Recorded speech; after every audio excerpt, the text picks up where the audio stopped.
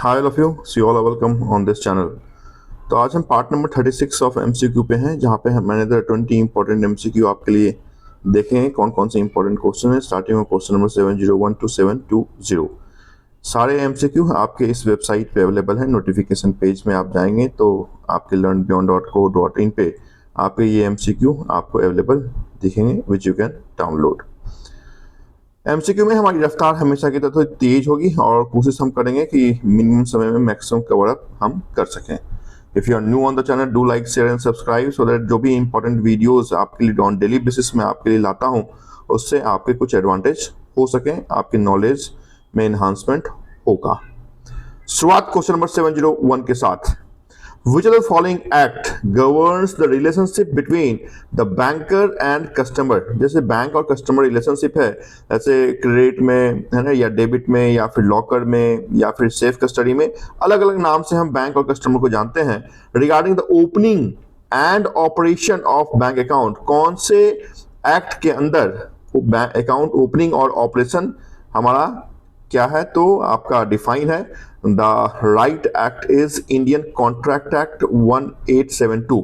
ये भी इंपॉर्टेंट है कि इंडियन कॉन्ट्रैक्ट एक्ट कब आया है, कौन से ईयर का है, तो 1872 1872 के एक्ट के तहत ओपनिंग एंड ऑपरेशन की बातें निहित है। Question number 701, answer is B. Question number 702. Which of the following is not a type of negotiable instrument as per Negotiable Instrument Act 1881? देखिए, जो एनआई एक्ट है जिसके अंदर बैंक की सारी प्रावधान लिखी हुई है ना, वो आपकी 1881 की एक्ट है, जिसमें कुछ आपके इंपॉर्टेंट सेक्शंस हैं। इस सेक्शन में सेक्शन नंबर 4, 5 और 6 बहुत इंपॉर्टेंट है, क्योंकि सेक्शन नंबर 4 आपके प्रोमिसरी बिल को बताता है, सेक्शन नंबर 5 आपके बिल्स ऑफ एक्सचेंज को बताता है, सेक्शन नंबर 6 आपके चेक को डिफाइन करता है। मतलब ये तीन जो आपके एबीसी लिखा हुआ है, ये तो आपके निगोशिएबल इंस्ट्रूमेंट के सेक्शन के अंदर ही आता है, और पूछा जा रहा है not a type of negotiable instrument. तो अगर तीन आपके एग्जैक्ट निगोशिएबल इंस्ट्रूमेंट के सेक्शन में आपने देखा है, तो contract of guarantee is not the part of negotiable instrument. So right answer is D of question number 702। Next question 703. Under the Indian Contract Act 1872, a contract is considered valid if, कौन से condition में contract valid है ना, जिसे हम कहते हैं कि माइनर एंड अनसाउंड जो पीपल है वो आपके कॉन्ट्रैक्ट के लिए एलिजिबल नहीं है। तो वहां पे आपको इस ऑप्शन में ये देखना है कौन सा कॉन्ट्रैक्ट वैलिड कॉन्ट्रैक्ट है। पहला कहता है agreement is made between two parties. Yes, दो एग्रीमेंट हमेशा दो पार्टी या दो से अधिक पार्टी के बीच में होता है, तो ये तो आपका सही है। Second is the agreement is made between parties capable of entering into a contract. ये भी सही है कि सामने वाला या फिर जो कॉन्ट्रैक्ट कर रहा है वो कैपेबल होना चाहिए, वो माइनर नहीं होना चाहिए, वो अनसाउंड नहीं होना चाहिए, तो कैपेबल होना चाहिए entering into the contract. Third कहता है the agreement is for lawful consideration. कोई भी जो एग्रीमेंट होगा उसके लिए कुछ ना कुछ तो कंसिडरेशन होगा, और वो कंसिडरेशन लॉफुल होना चाहिए, तो ये भी सही है। Right answer is all of these. Question number 704. Which of the following is a primary purpose of Banking Regulation Act? देखिए, आरबीआई एक्ट जैसे 1934 में आया है, वैसे ही बैंकिंग रेगुलेशन एक्ट 1949 में आया है, और कह रहा है प्राइमरी पर्पस क्या है। तो primary purpose of BRA 1949 is to, पहला कहता है to regulate the operations of stock market. देखिए, ये सीधी सी बात है, अगर बैंकिंग रेगुलेशन की बात है तो वो सेबी के अंदर जो स्टॉक मार्केट है उसकी बात कहेगा नहीं, तो फर्स्ट इज रॉन्ग। सेकंड कहता है to regulate functioning of bank and banking companies. Yes, आपके लिए यही आपकी बैंकिंग रेगुलेशन एक्ट में बैंक की फंक्शनिंग कैसी होगी, बैंक कौन से आधार पे क्या कर सकता है, ये सारी बात आपके बैंकिंग रेगुलेशन एक्ट में लिखी हुई, तो बी इज राइट। सी हम देखेंगे to control interest rate of loans. Loans के जो इंटरेस्ट रेट होते हैं वो बैंक डिसाइड करती है कि हमारा ईबीएलआर कितना होगा, और ईबीएलआर से ऊपर कितना मार्जिन हम लेंगे, तो ये आपके बीआरए का काम नहीं है। Fourth is to regulate issuance of currency note. Currency note का इशुएंस आपके आरबीआई के हवाले से होता है, आपके बैंकिंग रेगुलेशन एक्ट के हवाले से नहीं होता है। Right answer is B, which is correct. Question number 705. Which of the following laws govern the recovery of debt financial institution in India? जो रिकवरी ऑफ डेब्ट्स है ना, खासकर जो मॉर्गेज प्रॉपर्टी या फिर रिकवरी ऑफ डेब्ट का मतलब जो उधार लिया है किसी कस्टमर ने, उसकी रिकवरी के लिए कौन सा एक्ट है। तो आप जाने कि जैसे बहुत सारे आपके क्या है, तो लोन सिक्योरिटी है, जिसमें एक को हम कहते हैं कि हमारा मॉर्गेज है, फिर हम कहते हैं हमारा हाइपोथिकेशन है, फिर हम कहते हैं हमारा प्लेस है, लीन है, असाइनमेंट है। These are the only 5 loan security in bank. इसमें जो सबसे मजबूत है ना, जो कहते हैं कि जिसके आधार पे हम आसानी से अपने डेट को रिकवर कर सकते हैं, that is called mortgage. Mortgage हमेशा इमूवेबल प्रॉपर्टी का होता है। हाउएवर हाइपोथिकेशन आपकी मूवेबल प्रॉपर्टी रहती है, प्लेज आपकी मूवेबल प्रॉपर्टी रहती है, असाइनमेंट भी मूवेबल प्रॉपर्टी है और लीन भी आपका मूवेबल प्रॉपर्टी है। Mortgage is the only security जो इमूवेबल हो, अचल हो, जैसे कि आपका घर है ना, आपका लैंड, आपकी जो प्रॉपर्टी है वो अचल होती है। इस कारण से वैसे जैसे प्रॉपर्टी लोन हम देते हैं और अपने पास हम गिरवी के रूप में आपके घर को रखते हैं, अगर आपने रीपेमेंट नहीं किया, आप नॉट यू, आप ऐसा नहीं समझेंगे मैं जो आप देख रहे हैं उनको बता रहा है, बट एज ए कस्टमर मैं बोल रहा हूं कि अगर कस्टमर लोन डिफॉल्टर है तो उस कंडीशन में हम उसके क्या करते हैं, तो मॉर्गेज प्रॉपर्टी को ऑक्शन करते हैं। और ये जो प्रावधान है, without going to the court of law, हम उसके अचल संपत्ति को बेचने का अधिकार एक बैंक को है। और ये अधिकार आरबीआई ने 2002 में जिस एक्ट के तहत लाया था, उस एक्ट का नाम है सरफेसी, SARFAESI। सरफेसी का फुल फॉर्म भी इंपॉर्टेंट है, उससे कहीं ज्यादा इंपॉर्टेंट है सरफेसी कौन सा एक्ट में इंट्रोड्यूस किया गया है। तो सरफेसी उसी ईयर में इंट्रोड्यूस किया गया जिस ईयर में हमने केवाईसी एक्ट को इंट्रोड्यूस किया था। The year is 2002। The full form of SARFAESI is the securitisation and reconstruction of financial asset and enforcement of security interest. तो इसी आपके एक्ट के अंदर हम आपके डेट ऑफ रिकवरी की बात करते हैं। तो right answer is C for question number 705। Next, the consumer protection act 2019 provide for the establishment of which of the following to address consumer complaint, है ना, कस्टमर के कंप्लेंट को एड्रेस करने के लिए किसका एस्टैब्लिशमेंट किया गया है, तो आप जाने that is central consumer protection authority, CCPA का एस्टैब्लिशमेंट किया गया है। A is the right answer for question number 706। Question number 707, which of the following is the main objective of prevention of money laundering act. PMLA, जो आपके money laundering को रोकने के लिए हमने एक्ट इंट्रोड्यूस किया, उस एक्ट का नाम हमें PMLA दिया था, prevention of money laundering act. कह रहा है कि मेन ऑब्जेक्टिव ऑफ इस PMLA क्या है, तो PMLA के नाम में लिखा हुआ है प्रिवेंशन, किस चीज का, तो मनी लॉन्ड्रिंग का। मनी लॉन्ड्रिंग में क्या होता था, to convert black money into white money, और we can say to convert illegal money into legal money, the process is called money laundering. और उसको रोकने के लिए हमने PMLA एक्ट लाया है 2002 में। तो आप जब ऑप्शन देखेंगे तो आपको ये लगना चाहिए कि मनी लॉन्ड्रिंग के प्रिवेंशन की बात होनी चाहिए आपके ऑप्शन में। पहला कहता है टू रेगुलेट बैंकिंग ऑपरेशन, नहीं हो सकता है, मनी लॉन्ड्रिंग की बात हमने की है। टू प्रिवेंट टैक्स की कोई बात आपके मनी लॉन्ड्रिंग में आती नहीं है। सी कहता है to prevent money laundering and provide for confiscation of property involved in money laundering. Yes, to prevent money laundering, आपके ऑप्शन से ही आपको देख के लगेगा कि प्रिवेंशन ऑफ मनी लॉन्ड्रिंग की बात की जा रही है। तो सी इज राइट। फोर्थ को हम देखते हैं, टू रेगुलेट फॉरेन एक्सचेंज, ये कोई फेमा फेरा नहीं है, इसका answer D is wrong. However C is the right answer for question number 707। Question number 708, which of the following is not a feature of cheque under negotiable instrument act 1881। जो cheque की बातें हैं आपके negotiable instrument के section number 6 में लिखी हुई है। However provisionary note section number 4 में है और आपके bills of exchange section number 5 में है। कह रहा है with the following not feature नहीं है किस चीज का, चेक का। पहला कहता है it is unconditional order to pay specific amount of the money. Yes, cheque is, क्योंकि बिल्स ऑफ एक्सचेंज है और बिल्स ऑफ एक्सचेंज कहता है कि हम अनकंडीशनल ऑर्डर है, तो ये क्या है, तो सही है। सेकंड कहता है it is payable on demand, बिल्कुल सही है। जब भी आप चेक किसी पार्टी को देते हैं तो पेएबल बैंक पे करती है whenever you or the person holder in due course demand the certain money, तो ये भी सही है। सी कहता है it is transferable by endorsement. Yes, cheque is transferable from one party to another party और उसके पीछे में आप इंडोर्समेंट भी कर सकते हैं, तो सी भी सही है।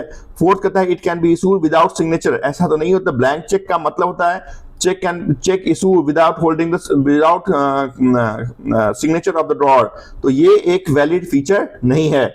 चेक का वैलिड फीचर, अगर चेक पे सिग्नेचर होगा, ड्रॉअर का सिग्नेचर होगा तो वैलिड होगा, अगर सिग्नेचर ही नहीं है तो इनवैलिड चेक है ना, रिटर्न डिसऑनर कर दिया जाएगा। तो right answer is D, which is not feature of cheque. Question number 709, under bankers book of evidence act 1891, देखिए जैसे BRA 1949 में आपने देखा, RBI एक्ट मैंने आपको 1934 का बताया, निगोशिएबल इंस्ट्रूमेंट 1881 का बताया, तो कॉन्ट्रैक्ट एक्ट 1872 का बताया। उसी आधार पर इस banking book of evidence act का ईयर देखेंगे तो आपका 1891 है। क्या कहता है ये bankers book of evidence act, generally जिस समय आप अपने बैंक के वैसे डॉक्यूमेंट जो साइन करके आप डॉक्यूमेंट सबमिट करते हैं और वो कंसीडर किया जाता है लीगल डॉक्यूमेंट के रूप में इन द कोर्ट ऑफ लॉ, है ना, that is called bankers book of evidence act. Generally जब सीबीआई ईडी किसी इन्फोर्समेंट एजेंसी को आप अपने स्टेटमेंट देते हैं, अपने एक जिरोक्स अकाउंट ओपनिंग फॉर्म देते हैं, तो उस समय कहा जाता है कि बैंकर्स बुक ऑफ एविडेंस का आप क्या करें, तो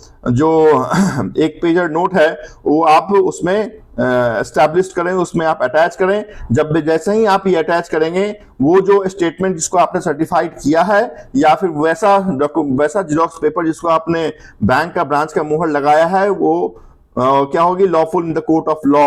ऑप्शन हम देखेंगे, the book are sign by bank manager. B कहता है the books are certified by external auditor. External की बात तो होगी नहीं। The books are maintain regularly and certified by bank. Yes, ये सही आंसर है बैंकर्स बुक ऑफ एविडेंस के लिए। डी कहता है the books are audited. Audition की ऑडिट की कोई बात है नहीं, तो all A B and D is wrong. C is the right answer for bankers book of evidence act 1891। Question number 710. Under the Indian Contract Act 1872, an agreement is legally enforceable if, कब वो legally enforceable होगा? पहला कहता है it is made by a person of unsound mind। जो unsound people है वो तो consider होगा नहीं। माइनर और अनसाउंड पीपल तो कॉन्ट्रैक्ट के लिए एलिजिबल ही नहीं है, तो ये दोनों तो होगा नहीं। सी कहता है it is may lawful purpose and lawful consideration. Yes, ये क्या है, सही है। फोर कहता है it is made for illegal purpose. तो इलीगल पर्पस के लिए कोई आपका कॉन्ट्रैक्ट नहीं होता है, तो ए नहीं होगा, बी नहीं होगा, डी नहीं होगा। C is the right answer. Question number 711 in which case can a banker refuse to honour a cheque drawn by a customer. कौन से कंडीशन में चेक को डिसऑनर किया जा सकता है? डिसऑनर का मतलब return from drawee to drawer, है ना, और जिसने भी प्रेजेंट किया है तो उसको हम कहते हैं डिसऑनर होना। डिसऑनर हो सकता है सिग्नेचर ना हो, उसका आंसर हो, नेम डिफर के कारण हो। There are several reasons why generally bank which is called drawee can return the cheque to the payee और drawer whosoever has presented the check on the counter of the bank। पहला कहता है when there is sufficient fund of the account, अगर sufficient है तो return होगा ही नहीं। B कहता है when the signature on the check does not match। yes, अगर सिग्नेचर मैच नहीं कर रहा है ड्रॉअर के सिग्नेचर के साथ, है ना, तो उस कंडीशन में चेक वापस हो जाएगा, और जैसे ही चेक वापस होते हैं उसको कहते हैं डिसऑनर। सी कहता है when the check is post dated। इस कंडीशन में भी चेक वापस नहीं होता है। जनरली हम क्या करते हैं, कॉल करते हैं और किसी डिसऑनरिंग का चार्ज हम नहीं इंपोज करते हैं। when the customer has provided verbal instruction की कोई बात बैंक में आती ही नहीं है, तो B is the right answer. Question number 711। Question number 712 which of the following is not covered under Consumer Protection Act 2019। कौन सा नॉट कवर्ड है? पहला कहता है कंज्यूमर डिस्प्यूट रिड्रेसल। यस, ये तो कवर है। बी कहता है punishment under unfair trade practice. Okay, इसको कंसिडर करते हैं। पनिशमेंट तो है, जैसे ही आप कंज्यूमर प्रोटेक्शन एक्ट में जाएंगे, अगर कुछ ऐसी चीजें हैं जो सामने वाले ने प्रेजेंट नहीं किया तो पनिशमेंट तो वहां पे होगी, चाहे वो फिनेंशियल पनिशमेंट हो या whatsoever, but punishment is there, है ना, क्योंकि कंज्यूमर प्रोटेक्शन एक्ट है, प्रोटेक्शन की बात है तो पनिशमेंट की तो बात हो गई। सी कहता है protection against defective goods and services. Protection है, अगर आपने गलत कोई गुड्स और सर्विस बेचा है तो कंज्यूमर आपके अगेंस्ट कंज्यूमर प्रोटेक्शन एक्ट के तहत कोपरा या फिर जहां भी क्लेम कर सकता है। डी कहता है regulation of money market. Regulation of money market is the function of Reserve Bank of India who is known as the regulator of money market. तो राइट आंसर, मतलब कहने का जो नॉट की बात की गई है, तो D is the right answer here. 713 question which of the following is a banking offence under reserve Bank of India act. तो यहाँ पे आरबीआई एक्ट के अंदर कौन सा ऑफेंस है? पहला कहता है इशूइंग फेक करेंसी। बी कहता है non disclosure of material fact. देखिए यहाँ पे सारे ऑप्शंस बहुत इंपॉर्टेंट और वाइटल हैं। इशूइंग फेक करेंसी, तो ये तो एक्चुअली में क्या है, तो ऑफेंस है। सेकंड कहता है non disclosure of material facts during loan approval. कोई लोन आप ले रहे हैं, उसमें कुछ ऐसी चीजें हैं जो आप छिपा रहे हैं। सी कहता है non compliance of RBI guideline on liquidity management. और डी कहता है misuse of banking powers in personal gains. तो यहां पे आप जाने कौन सा, तो banking offence under RBI act कहता है कि non disclosure of material fact during loan approval is a kind of offence, right. तो यहां पे ये बातें इंपॉर्टेंट हैं। क्वेश्चन नंबर कह रहा है, question number 714. That is, which of the following is not a characteristics of negotiable instrument 1881? पहला कहता है it is transferable by delivery of endorsement, and not question पूछा रहा not characteristics. पहला कहता है transferable by delivery of endorsement, yes transferable है, endorsement भी है, सही है.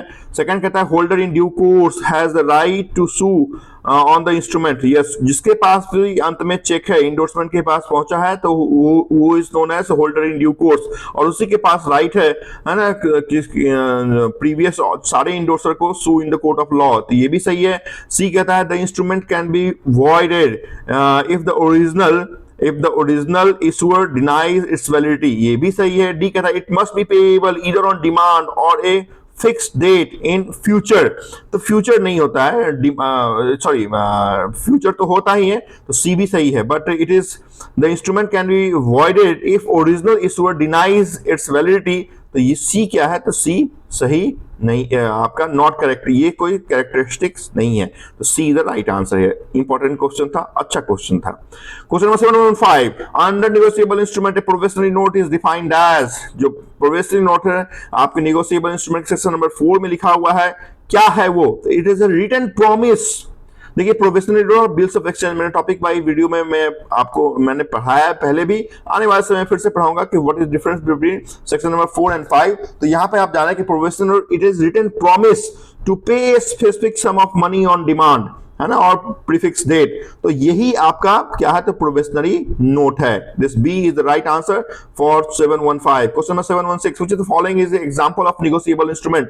नेगोशिएबल इंस्ट्रूमेंट का एग्जांपल कौन सा है, तो ये तो बहुत आसान सा क्वेश्चन हो गया कि बार बार मैंने बताया कि नेगोशिएबल इंस्ट्रूमेंट के सेक्शन नंबर 6 में चेक की बातें लिखी हुई है, तो A is the right answer. B को हम देखते हैं, कॉन्ट्रैक्ट ऑफ सेल, ये आपका नेगोशिएबल का पार्ट नहीं है. लीज एग्रीमेंट, सेल, ये सब नेगोशिएबल का पार्ट नहीं है ना, ये आपका जैसे डिमांड ड्राफ्ट हो गए, है ना, या फिर होल्डर इन ड्यू कोर्स हो गए, या फिर आपका पेमेंट इन ड्यू कोर्स हो गया, है ना, ये सब क्या है, तो ये सब नेगोशिएबल इंस्ट्रूमेंट के पार्ट हैं. Question number 717, which of the following is not required for an instrument to be a valid negotiable instrument under NI Act 1881? पहला कहता है it must be in writing, yes बिल्कुल, बैंक में है तो writing के वर्बल तो कोई चीज होती है, पहला सही है. It must contain unconditional promise to pay order, और ये भी सही है, अनकंडीशनल प्रॉमिस होता है, आपको आपने इशू किया है तो आपको देना ही है, इधर ऑन डेट और ऑन डिमांड. सी कहता है it must sign by drawer और मेकर, यस, जो चेक है वो आपके, जो इंस्ट्रूमेंट है वो आपके ड्रॉअर में जो होल्डर है, मतलब जो अकाउंट होल्डर है उसका साइन होना चाहिए, सी भी सही है. डी कहता है it must executed in the presence of 2 witness, तो विटनेस की तो कोई जरूरत बैंक में आज के डेट में है नहीं, चाहे वो चेक साइन करें, चाहे वो आप किसी भी अकाउंट ओपनिंग के लिए आप साइन कर रहे हैं, तो there is no requirement of witness. Question number 718, the holder of the negotiable instrument is entitled to claim the amount due under it if, पहला कहता है the instrument endorsed in favor of the account holder. B कहता है the instrument has been signed by a maker drawer only. C कहता है the instrument dishonored by non payment of non acceptance. C is right, है ना, which is question 719, who is the holder in due course? Holder in due course कौन था under negotiable? Holder in due course, suppose मेरा check है, मैं drawer हूं, मैंने B को चेक दिया, बी ने सी को दिया, सी ने डी को दिया, मतलब इंडोर्समेंट करते करते इस कंडीशन में D is the holder in due course. पहला कहता है ए person who acquires the instrument for consideration and good faith, यही क्या है, तो आपका सही है. बी कहता है the person who acquires the instrument inheritance, तो ये नहीं होगा. A person who acquires the instrument for no consideration, तो होना ही चाहिए, कंसिडरेशन होगा, लॉफुल कंसिडरेशन होगा, गुड फेथ होगा, ये सब चीजें आपके नेगोशिएबल इंस्ट्रूमेंट का इंपॉर्टेंट वर्ड है. डी कहता है person who acquires the instrument without any legal की तो बात होगी नहीं, A is the right answer. Question number last आपके आज के इस इंपॉर्टेंट सेक्शन में हम देखते हैं आपकी एमसीक्यू 736 में, in which of the following situation a cheque consider to be dishonoured, कब डिसऑनर्ड किया जा सकता है? पहला कहता है when it is return unpaid due to unsufficient amount. है ना। तो अगर बाउंस ऑफ चेक हुआ, आपके अकाउंट होल्डर के अकाउंट में पैसे नहीं है, तो बाउंस ऑफ चेक हम कहते हैं, और उस कंडीशन में ही ड्रॉअर को या पेई को चेक वापस कर, दैट इज कॉल्ड डिसऑनर का है। When the drawer signature not valid, ये इस कंडीशन में भी हम चेक को वापस करते हैं। When cheque is post dated, इस कंडीशन में चेक को वापस, तो सारे वो कंडीशन है जिस कंडीशन में हम आपके इंस्ट्रूमेंट को वापस करते हैं। और जब भी वापस किया जाता है, the term known as dishonour of cheque, चाहे वो सिग्नेचर मिसमैच हो, अनसफिशिएंट अमाउंट ऑफ बैलेंस हो in the account of account holder हो, पोस्ट डेटेड हो, है ना, या फिर आपका और भी रीजन है, जैसे आपका नॉन सीटीएस चेक हो, है ना, या फिर आपके चेक फटे हो, टॉर्न हो, या फिर मोर देन 2 पीसेस में आपका चेक हो, है ना, डेट मिसमैच हो, या फिर आपका जो कुछ अल्टरेशन आपने चेक के ऊपर किया, तो कोई भी अल्टरेशन नहीं चलता है। तो ये सारी बातें हैं जिस कारण से बैंक आपके चेक को डिसऑनर करके वापस कर देते हैं। इतनी ही बात आपके इस इंपॉर्टेंट सेक्शन में मैं आपके साथ करूंगा। नेक्स्ट पार्ट किसी और भी इंपॉर्टेंट सेक्शन के साथ आपके एमसीक्यू मुलाकात आपके साथ होगी। If you are new, do like, share and subscribe. Thank you so much for watching this important